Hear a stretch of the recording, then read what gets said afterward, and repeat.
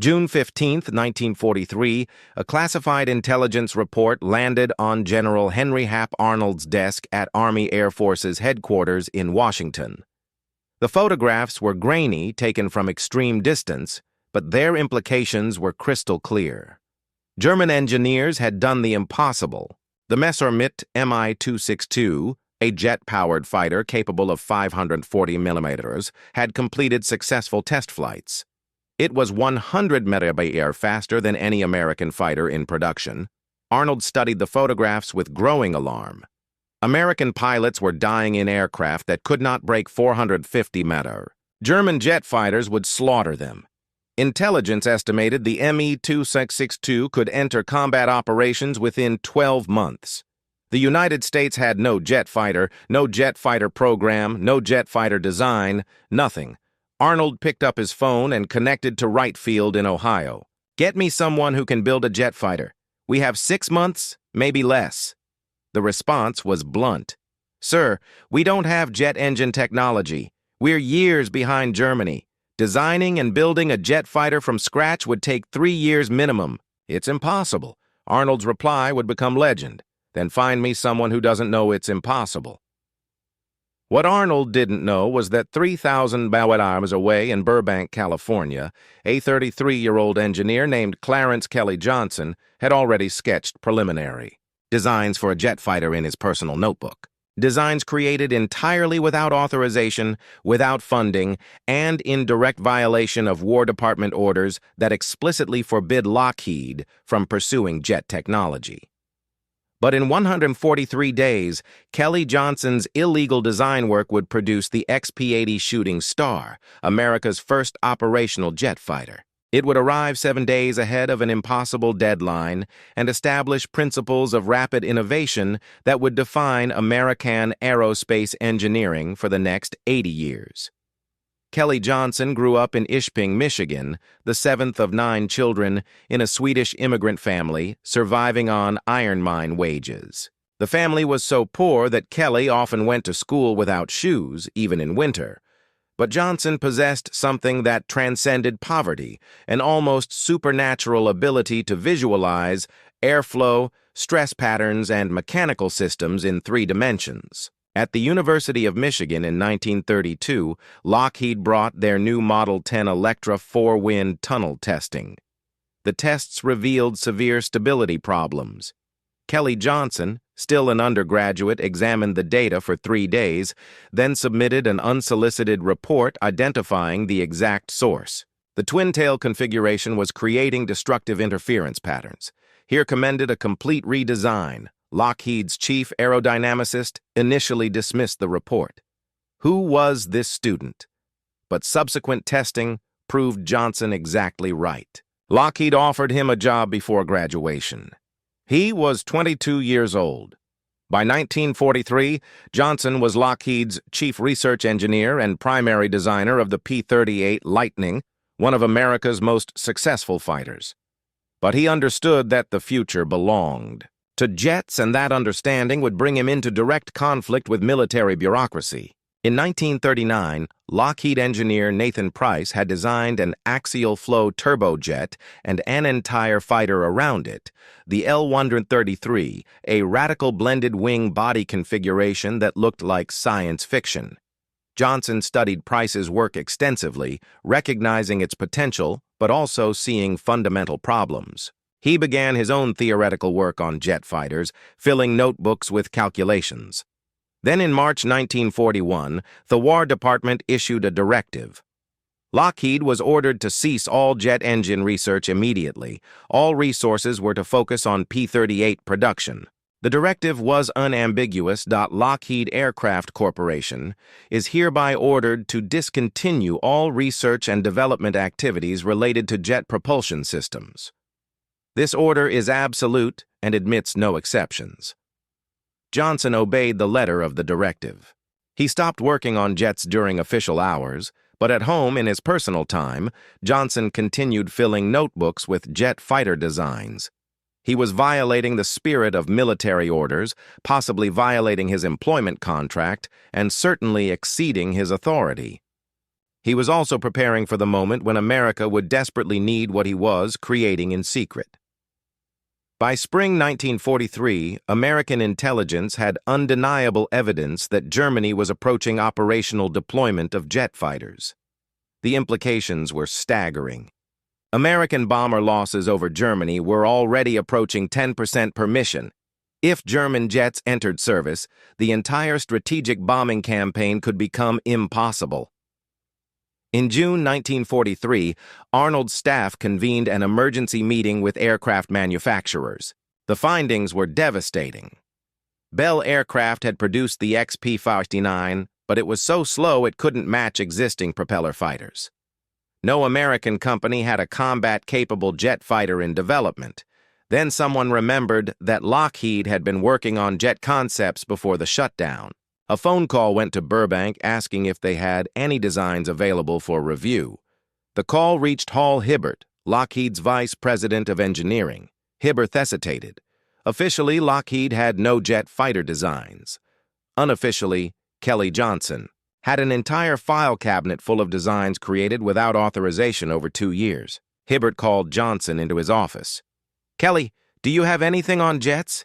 Johnson pulled out 3 notebooks filled with calculations, drawings, and specifications for a single-engine jet fighter using a British de Havilland Goblin engine featuring a straight wing optimized for transonic speeds and buildable using conventional construction techniques. Hibbert studied the designs for 2 hours. Then he called Arnold's office. "We can build you a jet fighter in 6 months. That's impossible. Our best estimates say 3 years minimum." Hibbard looked at Johnson, who nodded confidently. "Send someone to review the designs. We can have a prototype flying in a 180 days or less." On June 21, 1943, Colonel Ralph Swayford arrived at Lockheed's Burbank facility, expecting to review preliminary concepts. Instead, Kelly Johnson presented complete engineering drawings for a jet fighter. Not concept sketches, but detailed specifications, including structural calculations, systems integration, weight and balance data, performance predictions, and manufacturing procedures. Swayford was stunned. "How long have you been working on this?" 2 years, Johnson admitted, "on my own time." "You were ordered to stop jet research." "I was ordered to stop Lockheed's jet research." "I continued my own research privately." Swayford studied Johnson's designs for 6 hours straight, asking increasingly technical questions that Johnson answered without hesitation. Finally, Swayford said, "If you can really build this in 180 days, we want it, but can you actually do it?" Johnson met his eyes. "Give me 23 engineers, 30 mechanics, and full authority. No oversight committees, no progress reports, no bureaucratic reviews. I answer directly to you, nobody else. We'll have your prototype in 150 days. You're cutting 30 days off your own estimate. I'm motivated to prove the concept. I don't have authorization for this arrangement. I don't even have a budget. This would require approvals from multiple departments. Contracting review, competitive bidding," Johnson interrupted. "Then forget the approvals. We'll start work tomorrow. When you have proper contracts, we'll backfill the paperwork. If we fail, Lockheed absorbs the cost." What Johnson proposed was completely illegal. Swayford could be court-martialed for agreeing. Swayford extended his hand. "You have 150 days. Deliver the prototype to Muroc by November 17th. 1 day late, the project gets canceled." They shook hands. No contract, no purchase order, no paperwork. Just a handshake commitment to build America's first jet fighter in 5 months, violating every procurement regulation in existence. Johnson needed space immediately. The Lockheed plant was operating at maximum capacity. Every square foot was dedicated to P-38 production. Johnson found only one available space, a parking lot adjacent to a plastics factory that produced components. Using processes generating truly horrific odors, chemical solvents, heated resins, and industrial adhesives, Johnson rented a used circus tent, erected it over the parking lot, and declared it home to Lockheed's jet fighter program. The tent measured 60 ft by 100 ft. It leaked when it rained, provided no climate control, and the stench from the plastics factory was overwhelming. One of Johnson's engineers, Irv Culver, was a fan of the comic strip Leo Abner, which featured a mysterious location called the Skunk Works. When answering his phone one day, Culver said, "Skunk Works inside man Culver speaking." The name stuck, later modified to Skunk Works to avoid copyright issues. Working conditions were nightmarish, but Johnson loved it. The miserable conditions kept bureaucrats away. No military oversight committees wanted to visit the reeking tent. No corporate executives wanted to inspect progress in a 100-degree heat. Johnson and his team could work without interference. Johnson personally selected his team by stealing people from other Lockheed programs. His recruitment pitch was simple. "We're building a jet fighter in 150 days. We're working in a circus tent next to a factory that smells like death. You'll work 10-hour days, 6 days a week with no overtime pay. There's no contract. So if we fail, we all get fired. Who wants it?" 28. People volunteered immediately. Johnson established his philosophy from day one. "We're going to build this aircraft faster than anyone thinks possible. That means no committees, no progress reports, no bureaucratic reviews. Every person here has authority to make decisions in their area. If you see a problem, you fix it. We answer to nobody except Colonel Swafford, and we answer with results, not excuses. It was chaotic. It was illegal. It worked." Work began June 26, 1943. Johnson's team faced challenges that would have stopped conventional programs. First problem, they didn't have an engine. The British had promised 2 de Havilland Goblin engines, but they were still in England. Johnson had designed the entire aircraft around blueprint specifications. This was insanity. How do you design engine mounts without the actual engine? Johnson solved it with mathematics. He calculated every dimension from specifications, designed mounting systems with flexibility to accommodate variations, and built the airframe, assuming the blueprints were accurate. When the first Goblin arrived in August, it fit perfectly. When the second arrived 3 weeks later, Johnson's team installed it in 18 hours. Second problem, nobody had ever built a jet aircraft. The XP-80 used technologies that didn't exist in conventional fighters. Johnson's solution: continuous experimentation. The team built components, tested them, modified them, and rebuilt them until they worked. One critical problem nearly destroyed the program.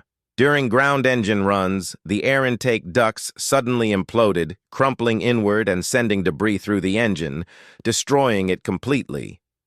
They'd lost one of their 2 engines. No replacements available.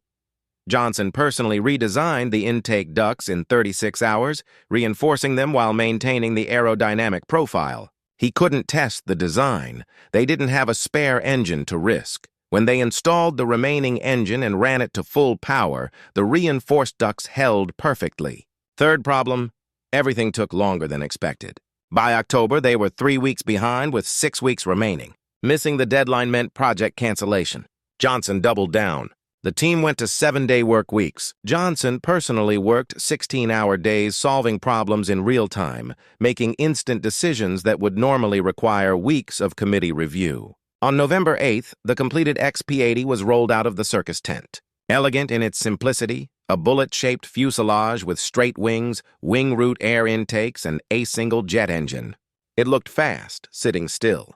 They'd missed their internal deadline by 8 days, but were still 7 days ahead of Swafford's deadline. The prototype was driven to Muroc Army Airfield for flight testing. The XP-80 had been designed and built in exactly 143 days. The fastest aircraft development program in aviation history. January 8, 1944.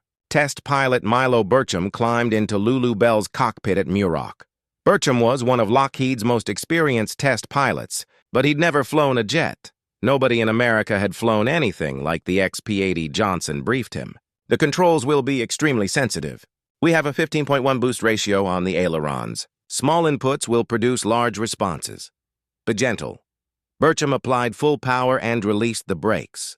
The XP-80 accelerated smoothly and lifted off after less than 2,000 FT. Burcham climbed to 1,000 FT, tested the controls, and immediately realized something was wrong. The aircraft was wildly over-responsive. Minutes after takeoff, he landed. It's too sensitive, Birch reported. The controls need complete redesign. Johnson reviewed the data and shook his head. The aircraft is fine. You're over-controlling.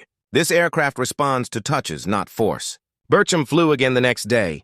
This time he treated the controls like delicate instruments. The XP-80 responded beautifully. He accelerated to 400 mph, then 450, then 490. On his third flight, Bircham pushed the XP-80 to 502 mph in level flight, making it the first American aircraft to exceed 500 mph. The age of American jet aviation had begun.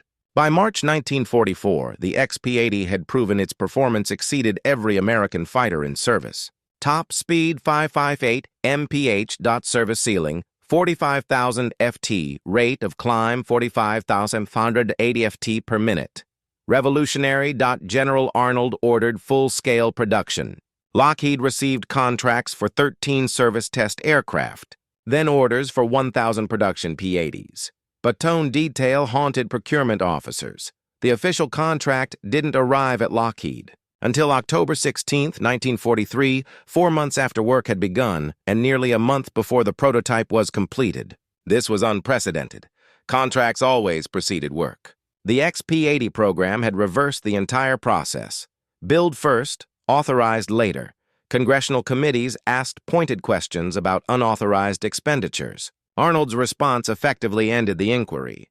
They built the best fighter in America in 143 days while following virtually no regulations. Maybe the problem isn't their methods. Maybe the problem is our regulations. The P-80 Shooting Star missed World War. The first operational aircraft didn't reach combat units until after Germany surrendered. The jet fighter built in response to the Me-262 threat never faced its German counterpart. But the P-80's true legacy wasn't its combat record. It was the Skunk Works. The circus tent became the birthplace of systematic innovation. Johnson formalized the approaches that worked into Kelly's 14 rules, principles that would guide Lockheed's advanced development for decades. The philosophy was revolutionary. Innovation thrives when smart people are given authority, trust, and freedom from bureaucratic overhead. The Skunk Works produced the U-2 spy plane, the SR-71 Blackbird reaching Mach 3.2, the F-17 Nighthawk stealth fighter, and the F-22 Raptor. Everyone pushed the boundaries of engineering. Everyone traced its lineage back to Johnson's circus tent and his willingness to violate regulations in service of results. The P-80 story raises uncomfortable questions about innovation, authority, and rules. Kelly Johnson violated direct military orders by continuing jet research. He committed Lockheed resources to an unauthorized project. He began work without contracts. He ignored procurement regulations designed to ensure fairness and prevent waste. By conventional metrics, Johnson's actions constituted insubordination, possibly fraud. Yet his unauthorized work produced exactly what America needed at precisely the moment it was needed. The contradiction is profound. The rules existed for good reasons, but following them would have meant no American jet fighter until years too late. Johnson understood something fundamental. Rules are tools for achieving goals, not goals themselves. When rules obstruct essential objectives, the choice isn't between following rules or chaos. The choice is between rigid adherence to procedures and accomplishing what matters. Johnson wasn't a rebel against all authority. He was a rebel against authority that obstructed excellence. He ignored rules that prevented solving problems but maintained rigorous standards for technical quality. This distinction is critical. In 1990, Kelly Johnson died at age 80, having designed over 40 aircraft and earned every major award in aviation, including the Medal of Freedom. In a 1985 interview, Johnson reflected, "We proved that you don't need huge teams, massive budgets, and years of development to create breakthrough technology. You need talented people who understand the problem, authority to make decisions, and freedom from bureaucratic interference. Give smart people those three things and they'll accomplish miracles." The interviewer asked, "But you violated regulations. Isn't that dangerous to recommend?" Johnson smiled. "I violated regulations that prevented solving problems. I maintained standards that ensured quality. There's a difference. The P-80 program succeeded because we were willing to ignore the former while maintaining the latter. So, people should break rules whenever they think they're right. No, People should understand which rules serve essential purposes and which merely serve bureaucratic convenience. Then they should be willing to face consequences for acting on that understanding. I risked my career on the P-80. If it had failed, I would have been fired, possibly prosecuted. But I believed the mission mattered more than my career. That's not rebellion. That's responsibility. Today, over 150 P-80 F-80 shooting stars survive in museums worldwide. But the shooting star's legacy extends far beyond museum displays. The SR-71 Blackbird, still the world's fastest manned aircraft. The F-17 Nighthawk, the first stealth fighter. The U-2 spy plane that helped prevent nuclear war. Everyone came from Skunk Works teams following Kelly's approach. The circus tent is long gone. The Burbank facility has been redeveloped, but the philosophy survives. When modern aerospace companies face seemingly impossible challenges, when timelines seem too short, requirements too demanding, they look to the Skunk Works model. They ask, can we assemble a small team, give them authority, remove bureaucratic obstacles, and trust them to deliver? Sometimes the answer is no. But sometimes, when breakthrough innovation is required, the answer is yes. And when organizations have the courage to say yes, miracles happen. Just like they happened in 1943 when an engineer who'd been ordered to stop working on jets designed America's first jet fighter in notebooks filled during unauthorized work on his own time. Kelly Johnson's technical rebellion created the foundation for American jet aviation. His illegal handshake deal produced an aircraft in 143 days that conventional program couldn't have delivered in 3 years. The P-80 shooting star proved that sometimes rules are obstacles to overcome, not commandments to obey. That sometimes one engineer working without authorization in a circus tent next to a factory that smells like death can change the course of history.